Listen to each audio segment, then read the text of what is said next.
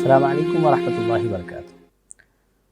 نماز کے شرائط کے مسائل چل رہے ہیں اور اس موقع پر استقبال قبلہ یعنی قبلے کی طرف چہرہ کرنا جو کہ شرائط میں سے ایک شرط ہے، اس کی وضاحت اور اس سے متعلقہ اس سے ریلیٹڈ مسائل چل رہے ہیں۔ اس سے پہلے کئی مسائل اس کے سلسلے میں ہم نے ذکر کیے۔ آج جو وضاحت مقصود ہے وہ یہ ہے کہ اسلامی حکم یہ ہے کہ اگر آپ کو قبلہ نہیں معلوم اور آپ یہ طے نہیں کر پا رہے ہیں کہ قبلہ کس جانب ہے اور آپ کو کوئی ایسا سورس نہیں ملا جس سے معلوم کیا جا سکے کہ قبلہ کس جانب ہے، تو کیا کرنا چاہیے؟ تو اسلام نے تعلیم دی اور ہدایت دی اور علماء نے بات بتائی کہ آپ اپنے ذہن سے اندازہ کریں، سوچیں، سمجھیں، معلوم کریں۔ پھر اگر آپ کا ذہن یہ کہتا ہے کہ قبلہ اس جانب ہے تو آپ اس جانب رخ کر کے نماز پڑھ لیں۔ یہ اسلامی حکم ہے۔ لیکن کوئی بندہ ایسا تھا جس نے بغیر سوچے سمجھے، یعنی اسے پہلے تو معلوم نہیں تھا کہ قبلہ کہاں ہے، اسے قطعی اور یقینی طور پر نہیں معلوم تھا کہ قبلہ کس جانب ہے،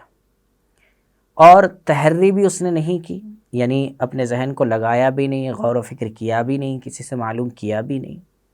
اور ایسے ہی اس نے اس جانب رخ کر کے نماز شروع کر دی۔ اب نماز کے بعد میں یہ معلوم ہوا کہ آپ نے جس جانب رخ کر کے نماز پڑھا ہے وہ واقعتاً قبلہ ہی تھا۔ ہو جاتا ہے ایسا،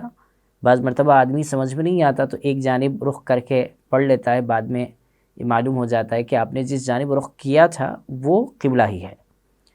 تو ایسا اگر نماز کے بعد معلوم ہوتا ہے کہ آپ نے جس جانب رخ کیا ہے وہ قبلہ ہی ہے، وہ قبلہ ہی تھا،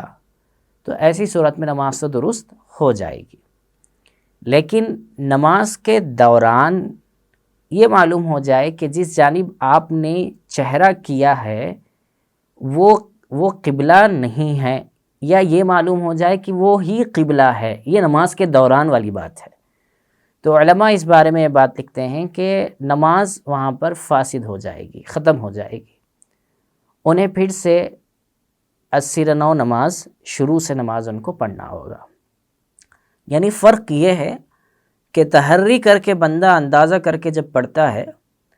تو اسلامی حکم یہ ہوتا ہے کہ آپ نے اگر کسی غلط سمت میں بھی نماز پڑھ لی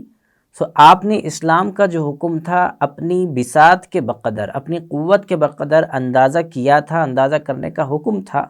اس لیے آپ نے اندازہ کیا اور نماز پڑھی تو آپ کی نماز قبول ہو گئی۔ لیکن یہاں اس مسئلے کے اندر بات یہ تھی کہ آپ کو جو حکم دیا گیا تھا تحری کرنے کا، سوچنے کا، غور و فکر کرنے کا، آپ نے نہیں کیا اور یوں ہی آپ نے نماز پڑھ لی۔